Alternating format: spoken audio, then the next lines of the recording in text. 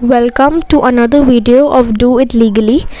इस वीडियो में हम बात करने वाले हैं टॉर्ट और क्राइम के बीच का डिफरेंस के बारे में। लॉ ऑफ टॉर्ट क्या होता है इस बारे में मैंने अपनी पिछली वीडियो में बात करी थी, तो इस वीडियो में मैं आपको बताऊंगी कि लॉ ऑफ टॉर्ट और क्राइम के बीच में डिफरेंस क्या होता है। अब सबसे पहले तो इनकी डेफिनेशन पे आ जाते हैं, या ये कह लें कि ये क्या होता है इन जनरल। जो एकदम प्रॉपर टॉर्ट में कैसे आंसर लिखना है, क्या होता है, वो मैंने पिछली वीडियो में समझाया। तो इधर हम इन जनरल इनके डिफ्रेंसिएशन की ही बात करेंगे। तो सबसे पहले टॉर्ट में ये डिफ्रेंसिएशन नंबर 1 ये होगा कि अगर किसी भी पर्सन का कोई भी राइट वायलेट होता है तो उसे हम कहते हैं टॉर्ट। और क्राइम क्या होता है, किसी भी पर्सन का राइट वायलेट तो हो रहा है लेकिन वो सोसाइटी को बहुत ही सीरियसली अफेक्ट करता है। फॉर एग्ज़ाम्पल रेप हो गया, मर्डर हो गया, ये सोसाइटी को बहुत ही सीरियसली अफेक्ट करते हैं। ओके, ये डिफरेंस 1 हो गया। सेकंड डिफरेंस ये होता है कि जो टॉर्ट होता है वो थोड़ा लेस सीरियस इन नेचर होता है, वेराज जो क्राइम होता है वो मोर सीरियस इन नेचर होता है, क्योंकि वो पूरी सोसाइटी को अफेक्ट करता है। जो टॉर्ट होता है वहाँ पे इंटेंशन इज़ यूजुअली इररेलेवेंट, मतलब वहाँ पे बंदे की इंटेंशन नहीं देखी जाती है, मतलब इंटेंशन का कोई वहाँ पे मतलब नहीं होता, क्योंकि टॉर्ट कैसे भी कहीं भी हो सकता है।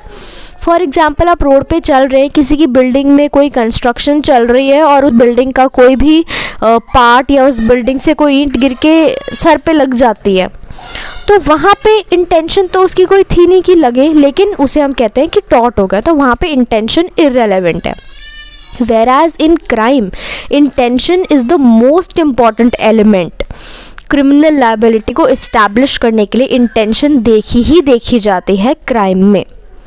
टॉर्ट एक प्राइवेट रॉन्ग है, मतलब कि दो इंडिविजुअल्स के बीच में, या फिर मतलब जो हमें प्राइवेटली इफ़ेक्ट कर रहा है, वो as a whole as a society को इफ़ेक्ट नहीं करता टॉर्ट।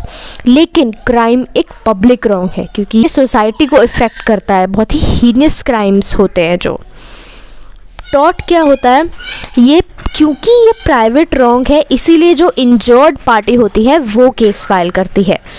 इंजर्ड पार्टी यानी जिसके राइट्स वायलेट हुए हैं, जिसके साथ कुछ गलत हुआ है, वो केस फाइल करता है। लेकिन यहाँ पे क्राइम में it is publicly wrong, so state files the case, तो इसीलिए यहाँ पे स्टेट केस फाइल करती है। अब दूसरा डिफ्रेंसिएशन यहाँ पर ये आ गया कि यहाँ पे जब हम लॉ ऑफ टॉर्ट में हम केस फाइल करते हैं तो बेसिकली हमारा को कंपनसेशन ही मिलती है, जो कि ज़्यादातर मॉनेटरी कंपनसेशन ही होती है। लेकिन मतलब कि हमारी भरपाई का नुकसान हमें जो जितनी लगी उस हिसाब से, या जो भी हमें नुकसान हुआ उस हिसाब से हमें कंपनसेशन मिलती है।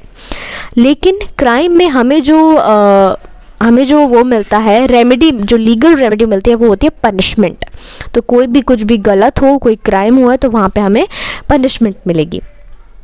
अब जो लॉ ऑफ टॉर्ट है वहाँ पे कॉम्प्रोमाइज़ पॉसिबल है। दैट मीन्स अगर दो लोगों की गाड़ी ठुक गई तो सामने वाला पर्सन ये भी बोल सकता है कि तुम मेरे को इतना नुकसान हो गया, तुम मेरे को इतने पैसे दे दो, मतलब एक कॉम्प्रोमाइज़ कर लेते हैं वो।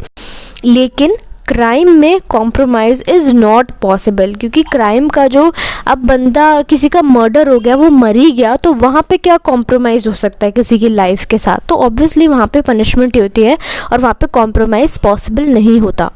जो लॉ ऑफ टॉर्ट है वो कोडिफाइड नहीं है, दैट इज़ अनकोडिफाइड लॉ, और जो लॉ ऑफ क्राइम है दैट इज़ कोडिफाइड। तो यही डिफरेंस है, बहुत आसान सा, लॉ ऑफ टॉर्ट और लॉ ऑफ क्राइम के बीच में। Thank you.